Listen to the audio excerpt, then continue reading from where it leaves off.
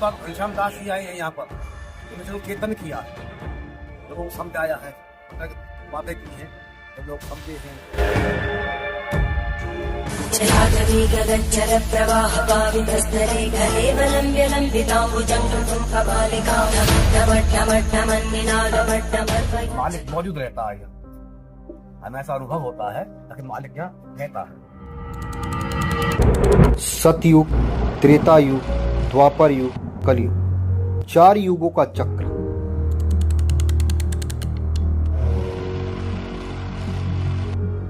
संत मन को चाहिए तज माया अभिमान, वो इस नियम से हम चलेंगे, जो जो पद आगे धरे कोटि यज्ञ समान, वो कदम रखने ही यज्ञ हो जाएंगे। हर युग की एक कहानी, हर युग का एक साक्षी, हर युग का एक सबूत।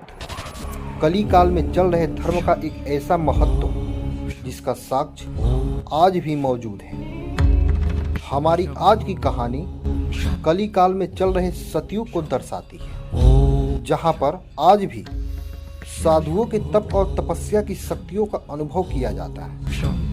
और यहाँ आने पर एक ऐसा अनुभव होता है कि हम सतयुग में आ गए हैं। और यहाँ पर कुछ साधुओं का यह भी कहना है कि जो ऋषि यहाँ पर तप किया करते थे, उनका शक्ति अभी भी उन्हें अनुभव होता है।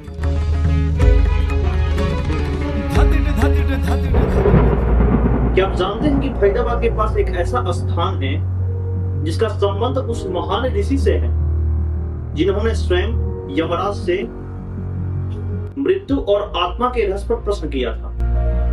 एक ऐसा स्थान जिसका नाम प्राचीन उपनिषदों में मिलता है, जिसे आज भी लोग उसकी आध्यात्मिक ऊर्जा और इतिहास के लिए जानते हैं।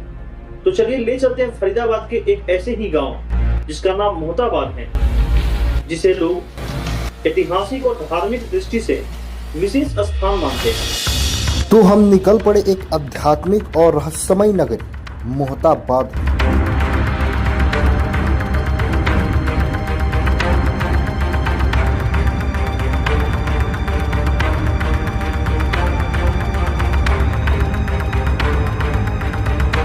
जहां पर बसा है एक अद्भुत ऋषि मुनियों का संसार।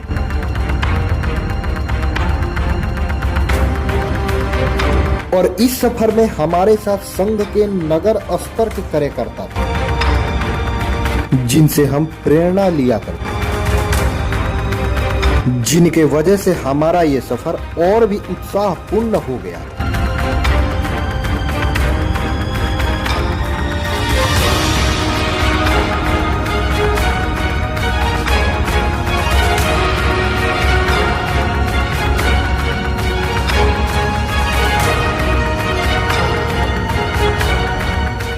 आखिरकार हम उस जगह पहुंच गए जिस जगह की हमें तलाश थी।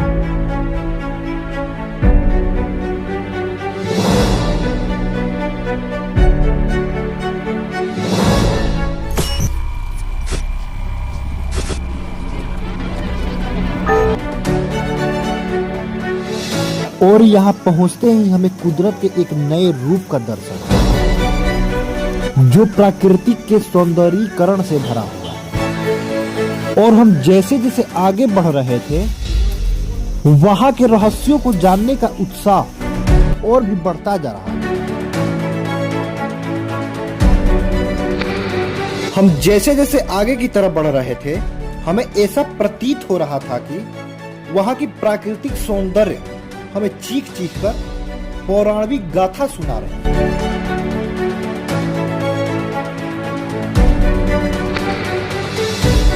और हमारे साथ आए हुए संघ के लोगों के मन में भी उस स्थान से जुड़े रहस्य के प्रति जिज्ञासा बढ़ती ही जा रही है।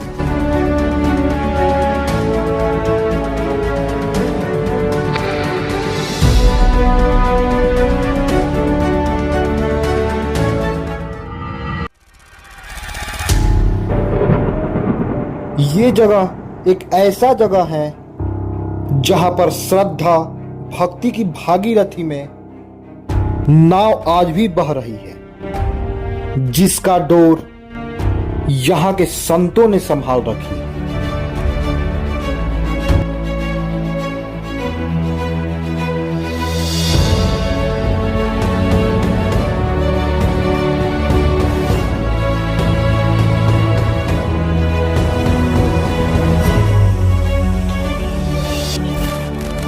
यहाँ पर आपको एक प्राकृतिक झरना भी देखने को मिल जाएंगे, जिसके वजह से इस जगह की खूबसूरती और बढ़ जाती है।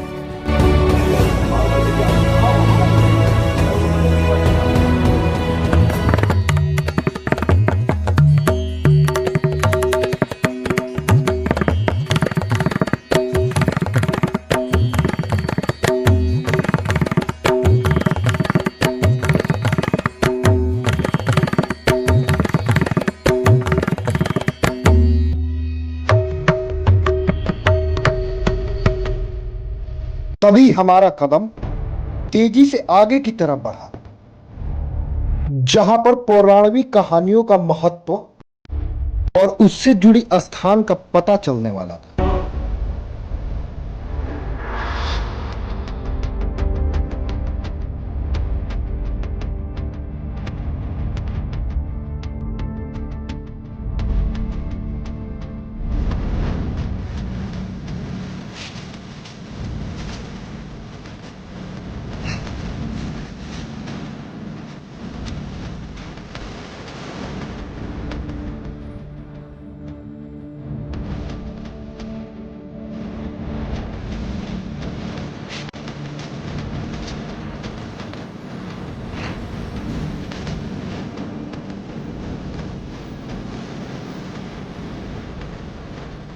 तभी हमारे सामने एक ऐसा स्थान दिखा जहां पर लोगों का कहना है कि यहां पर ऋषि नचिकेता तपस्या किया करते थे।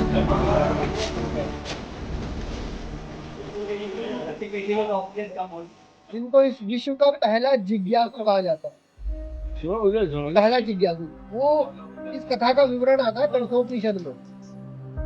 तो कंठोपनिषद के हिसाब से एक ऋषि थे, ऋषि तिजस्रवा।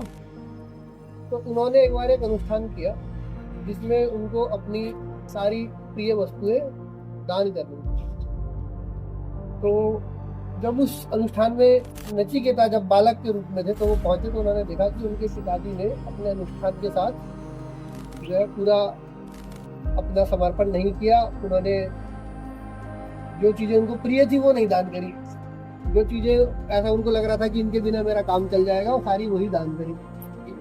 तो उनको अच्छा नहीं लगा, तो उन्होंने अपने पिता को समझाना चाहा कि ऐसा तो नहीं है भाई, आपको तो सब कुछ दान करना था, गृहस्थ भी जोड़ना था। तो उनके पिता को अच्छा नहीं लगा, और उनके बार बार समझाने पे उनके पिता ने क्रोधवश कह दिया कि दान नहीं कर रहा है ना, जा तुझे मैंने यम को दान कर। तो उनके पिताजी ने मान लिया कि ठीक है, मुझे यम को दान किया। तो वो यम लोग पहुंचे तो वहाँ यमराज थे नहीं। तो 3 दिन तक उन्होंने यमलोक के बाहर द्वार पर इंतजार किया। 3 दिन बाद यमराज आए, तो उनसे उस बालक के वहाँ खड़े होने का कारण पूछा। तो बालक ने पूरी कथा जो है उनको बताई। तो यमराज ने कहा कि क्योंकि तुमने 3 दिन यहाँ पर मेरा इंतजार किया है और तुम अपने पिता का वचन मान के यहाँ तक आ गए, तो मैं तुम्हें 3 वरदान दूँ। तो पहला वरदान ये उन्होंने मांगा बालक नचिकेता ने कि जो मेरे पिता है, आप ऐसा मुझे वरदान दो कि वो जो है वो अभी भी माया में लिप्त है, तो उनको शांति हो जाए, उनकी मुक्ति हो और वो इस सब में अब ना पड़े। उन्होंने कहा ठीक है, तथास्तु। दूसरा वरदान मांगो। दूसरा उन्होंने पूछा कि जो यज्ञ और अनुष्ठान जो होते हैं और उसके लिए जो त्याग किया जाता है, उसके बारे में मुझे विस्तार में बताइए, जो अग्नि को हम आहुति को। तो उसके बारे में फिर यमराज ने उनको विस्तार से बताया। तीसरा मांगो। तो उन्होंने ना मुझे ये बताइए कि ये जो मृत्यु है उसके बाद का जीवन क्या होता है और ब्रह्म क्या होता है। यमराज ने कहा कि देखो, तुम्हारी आयु के हिसाब से यह प्रश्न बहुत दूर है, तो तुम एक काम करो, तुम मुझसे दीर्घ आयु ले लो। उन्होंने कहा नहीं, दीर्घ आयु मुझे नहीं चाहिए, मुझे तो इसी प्रश्न का जवाब देना कि मृत्यु के पश्चात क्या होता है और ब्रह्म क्या है। तो यमराज ने उनको विविध प्रकार के प्रलोभन दिए कि भाई तुम ताज ले लो, रत्न ले लो, आभूषण ले लो, लेकिन वो बालक जो है वो अपनी जिज्ञासा जो उसकी ब्रह्म के प्रति थी वो उस पर टिका रहा। और उसने कहा कि आपको नहीं बताना है तो कोई बात नहीं, आप तीसरा वरदान रहने दो, पर मुझे तो बस यही जानना। तो जब उसका दृढ़ निश्चय यमराज ने देखा, तो तब यमराज ने उसको ब्रह्म का ज्ञान प्रदान किया और उसको विस्तार से मृत्यु के बाद आत्मा और ब्रह्म का जो रिश्ता होता है उसको समझाया, और उसके बाद उसके अंदर का जो ब्रह्म था वो जागृत हुआ और फिर वो भगवत तपस्या में लग गया। वो तपस्या उन्होंने यहाँ पर आके भी करी। उसमें से आधी तो वहीं करी थी उनके पास यमराज यमराज जी के सानिध्य में, और फिर बची कुची जो है उन्होंने यहाँ इसके अंदर जो गुफा है आप देखोगे जाके तो वहाँ पे समझ तो वो वहीं गए थे। एक वो है, नीचे भी है एक बड़ी गुफा। यमराज जी के पास यमराज जी ने उनकी पत्नी के सानिध्य में रखा बच्चे को। उनकी उम्र 12-13 साल थी उस समय, ज्यादा नहीं थे। नचिकेता उन्होंने अपनी पत्नी को बोल दिया था कि इसके खान पान का सही से नियंत्रण रखना, तो इतना सा ही खाना देते थे, काम चलाओ, बस बच्चा जिंदा रहे, और दिन भर काम करवाते थे, ये योग कर वो योग कर। परेशान हो गए, एक दिन वो खीर पूरी खिला दी उनकी पत्नी ने, खा धक्के खा ले मरेगा। तो आकर के यमराज जी पत्नी को बहुत चिल्ला रहे, तूने मेरी 6 महीने की मेहनत खराब कर दी इसके लिए, उसको मैं जो बनाना चाह रहा था तूने फिर से इसे फिर डे वन से शुरू करना पड़ेगा। तो फिर अपने ही नियंत्रण में रखा कि सारे को कुछ नहीं खाने दूंगा। ऐसे बोलते थे।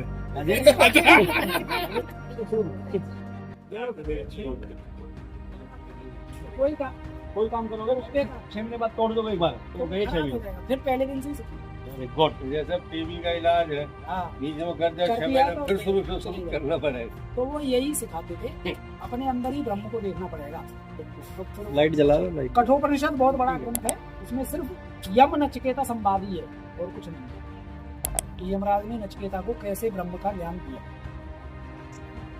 हाँ, उनसे पूछेंगे बाद में क्या रहा, उनके तपस्या करने के बाद लास्ट कौन में से- और रुके होंगे, आओ, अब आगे चलते हैं। बताया तो भाई वही बैठे। ये सच है कि ये जगह युगों पुरानी और इसमें जीवात्म के भी गुण मौजूद हैं, और यह स्थान ऋषि नचिकेता का तपोस्थली है।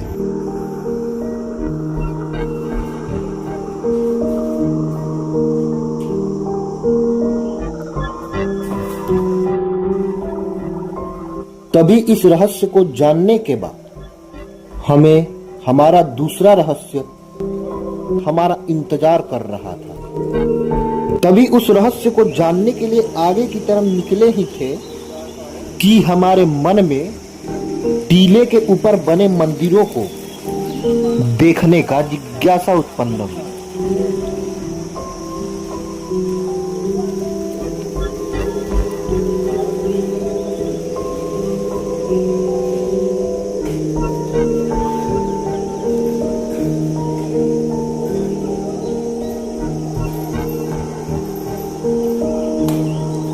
तभी हमने सोचा कि उस रहस्य को जानने से पहले हम इस मंदिरों को एक झलक अपने कैमरे में कैप्चर करें। तभी हाँ उधर से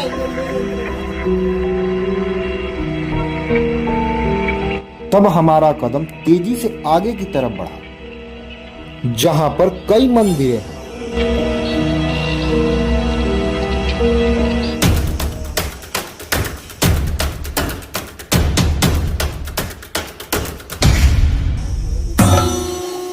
तभी हमारे सामने मौजूद था एक अद्भुत बालाजी मंदिर, जो भक्ति, ज्ञान और शक्ति के प्रतीक है।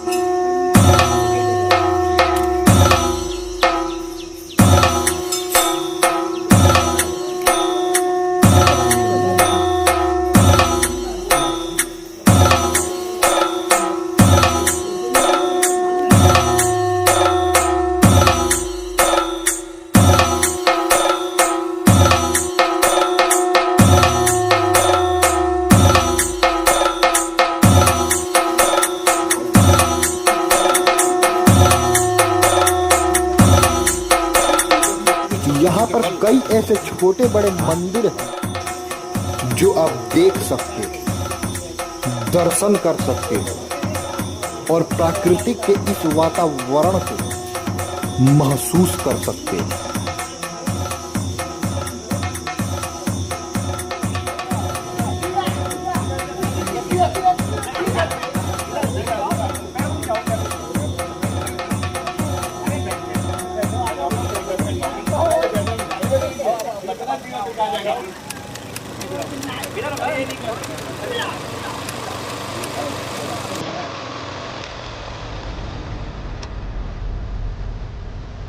यहाँ से प्राकृतिक सौंदर्य देखते ही बनता है।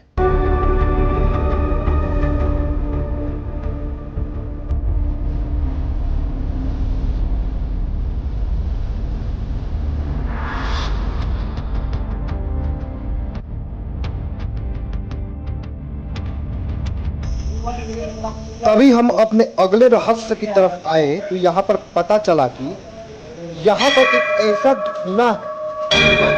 धुना यानी यज्ञ कुंड जो यहाँ के साधुओं ने कई 100 साल पहले जला रखा था, जो अभी भी जल रहा है। और यहाँ पर रह रहे साधु संतों का ये भी कहना है कि उस भूमि के पास जो भी बैठ के ध्यान लगाता है उसे एक अलग ही स्पिरिचुअल शक्तियों का अनुभव होता है।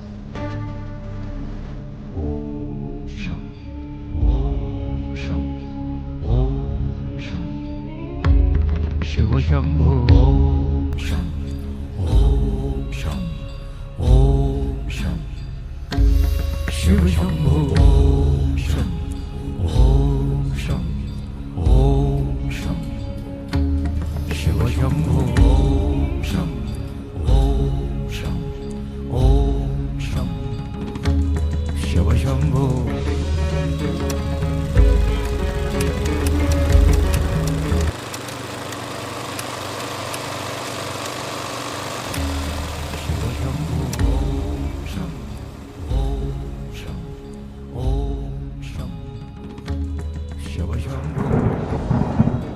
मतलब की प्राचीनता है।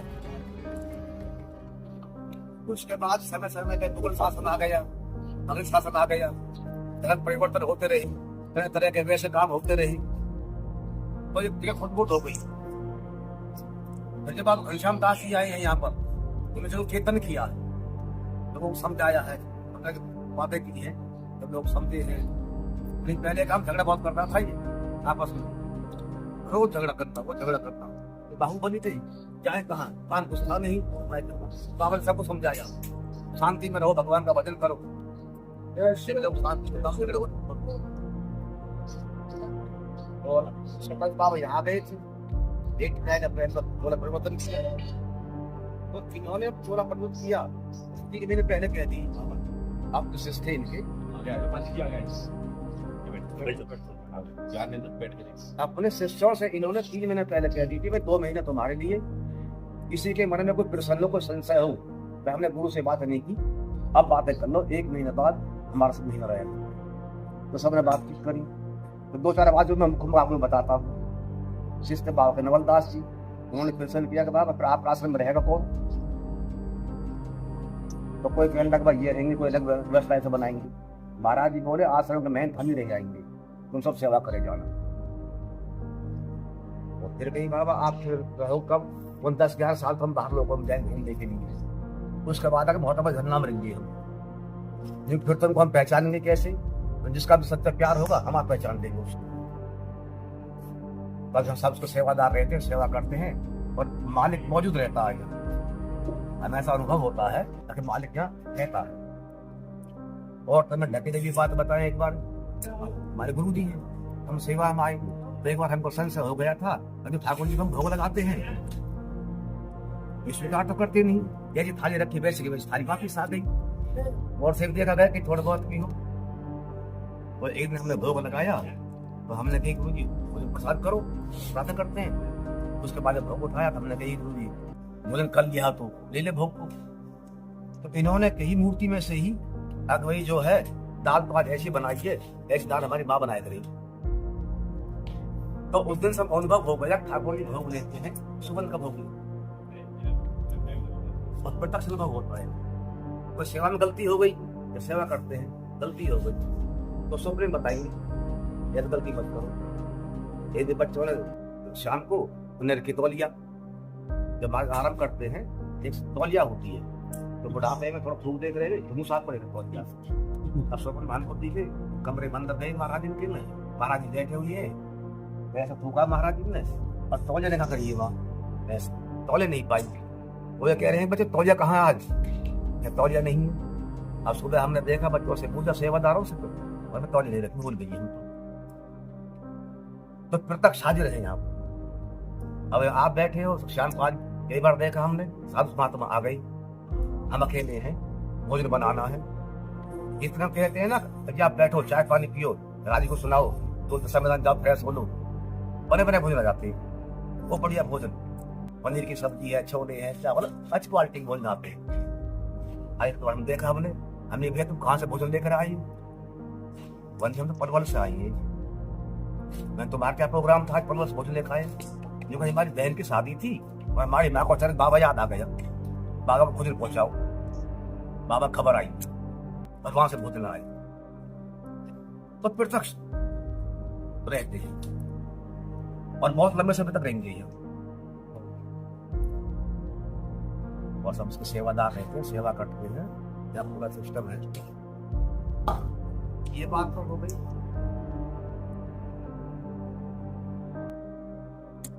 अब ये आध्यात्मिक विद्या होती है, एक भौतिक विद्या होती है। भौतिक विद्या आपने पढ़ी, हमने पढ़े, स्कूलों में गए, कॉलेजों में गए हैं, डिग्री डिप्लोमा भी लिए हैं, कोर्स भी करे हैं, नौकरी भी की है। ये हमारी भौतिक विद्या जो हम खाली खाना कमाना सिखाते हैं, रोजगार करना सिखाती है, व्यापार करना सिखाती है। एक होती है आध्यात्मिक विद्या जो हमें ज्ञान कराती है पुरुष क्या है, प्रकृति क्या है, और ईश्वर क्या है। तो मैं कौन, कहाँ से आया, क्या मेरे कर्तव्य बनता है। अगर अकेले अपने प्रश्न करे अपने से, तो ये बात निकल के आती है। एक आध्यात्मिक विद्या, तो आध्यात्मिक विद्या के सबसे विशेष लास्ट में हुई है भगवान श्री कृष्ण हुए, जिन्होंने सारे वेदों का सार गीता में रखा है। तो आध्यात्मिक विद्या की जो पहली क्लास है उसके बारे में थोड़ा हम सुनने के वो भगवान से कह रहे अर्जुन से, अब हे अर्जुन, आप ज्ञानी महापुरुषों के पास जाओ, आप ज्ञानी महापुरुषों के पास जाओ, उनको भली भांति साष्टांग दंडवत प्रणाम करने से और कपट छोड़कर सरलता पूर्वक प्रसन्न करने से वो तत्व को जानने वाले महात्मा तो जो ज्ञान का उपदेश करेंगे, जिसको जानकर संसार में और कुछ जानने हो शेष नहीं रहता।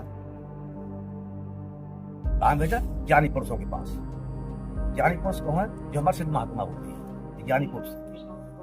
अच्छा जी, रामायण कह रही है जब भगवान राम सभी का आश्रम में गई, नवदा भक्ति का उपदेश दिया, तो ये कही प्रथम भक्ति संतन कर संगा, जब सबसे पहले संतों के पास जाओ। तो संतों के पास आई। अब संतों के पास आने के लिए तो नियम बताया, संतों के पास हम कैसे जाएं? तो कहा है अब संत मिलन को चाहिए, जब संत से मिलने के लिए चले तो तज माया अभिमान, इनका त्याग करना, अभिमान कर माया का। अभिमान क्या है? मैं बड़ा पद वाला हूँ, मेरे बड़े बूढ़े ऐसे थे, मैं बड़ा बलवान हूँ, बड़े कुटुंब वाला हूँ, मेरे समान दूसरा कौन, मैं पढ़ा लिखा हूँ, मैं विद्वान हूँ, मेरी चलती में टूटी बोलती है, ये हमको अभिमान हो जाता है अपने कर्तापन का। इनको त्याग देना चाहिए और जब चलना चाहिए। संत मिलन को चाहिए तज माया अभिमान, तो इस नियम से हम चलेंगे। ज्यों ज्यों पग आगे धरे कोटिन यज्ञ समान, तो कदम रखने भी यज्ञ हो जाएंगे। तो एक प्रसंग आता है जब महाभारत में जो कौरव पांडव थे, पांडव अश्वमेध यज्ञ कर रहे थे, अश्वमेध यज्ञ।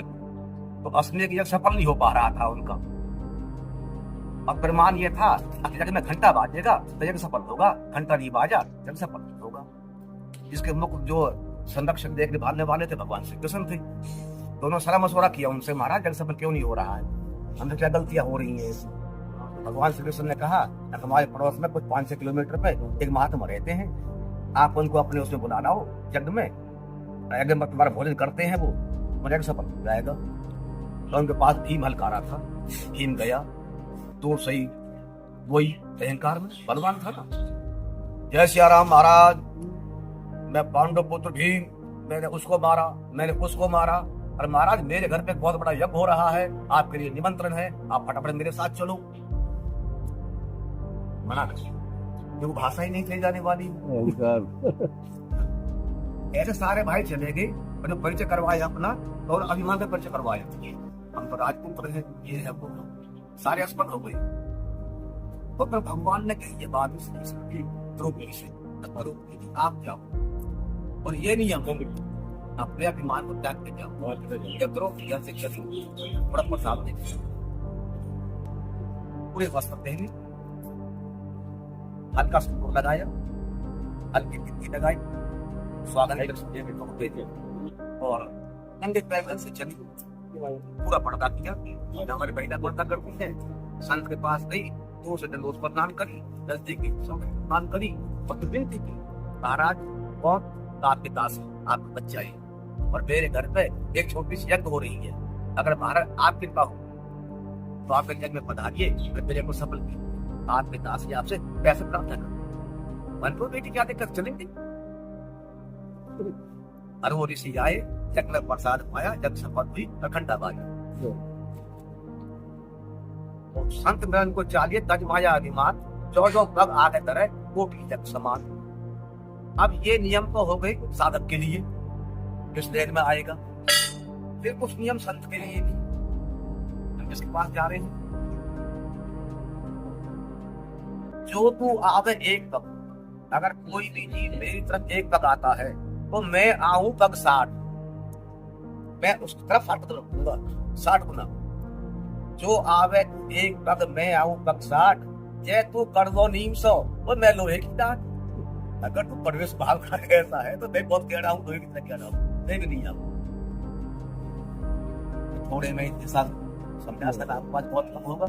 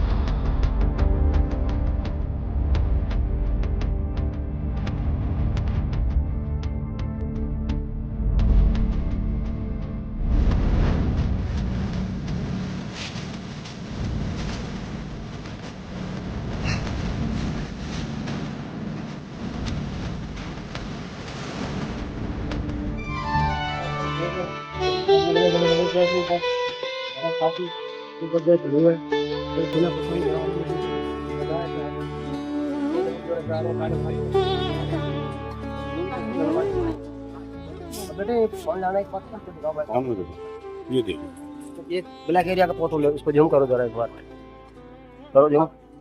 ये दिख रही बीच में फोटो, इसमें देखो, जूम कर, अरे नजर। ये पूरी तस्वीर है हनुमान जी की, और हमारे महाराज जी जो है जिनकी पूजा कर रहे हैं हम, तो उनके सामने पत्थर हुए हैं।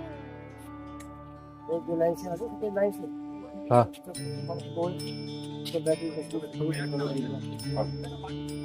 तेरी वो से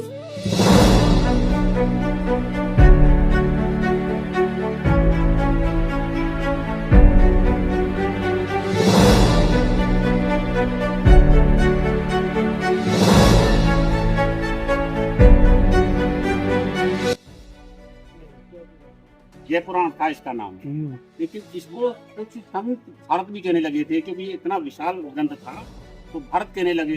तो कुछ संतों ने इस पर ऑब्जेक्शन उठाया कि भाई इसको भारत में, भारत तो हम वेदों को कहते हैं, भारत का मतलब भारी के भी है। तो संतों ने एक योजना बनाई कि क्यों नहीं इनका एक बार देख लेते हैं कि ये भारी है, जय पुराण भारी है या अपने वेद भारी है। तो एक पलड़े में वो रखे वेद और एक में अपना जय पुराण रखा, तो पता चला जय पुराण ज्यादा भारी था उनके चारों वेदों से। तो उन्होंने कहा था भैया ये भारत नहीं है, तो महाभारत है। तो ये तब से महाभारत बोलने लगे। ठीक है भाई साहब।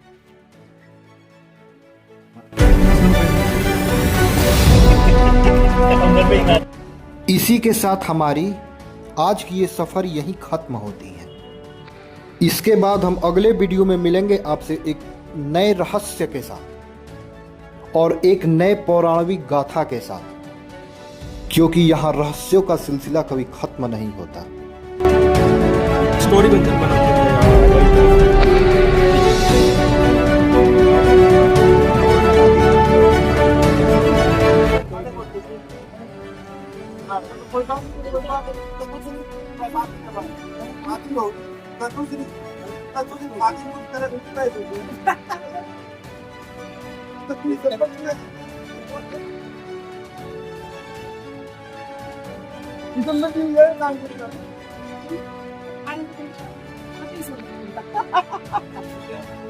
हमारे दो दिन कितने बातें बोले भाई 16 जन रहने लगा फिर कभी क्या है कोई दिन बाकी 14 किसका है मैं 16 में से 14 अच्छा कोई जानता है क्या पढ़ा है दूसरी क्या कभी तेरी मानता हूँ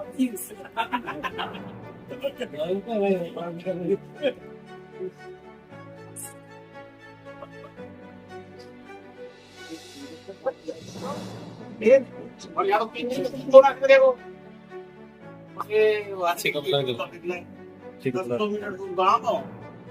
हाईलाइट कर दिया ना उसे, वो बंदा अलग ही दिखेगा।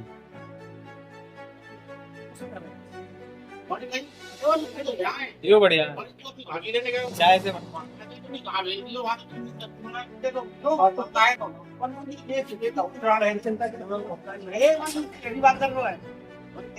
पूरा काम करना तेरे को तो बैठी तेरी बेटी ने कहा है तो बेटा ये मारा नहीं था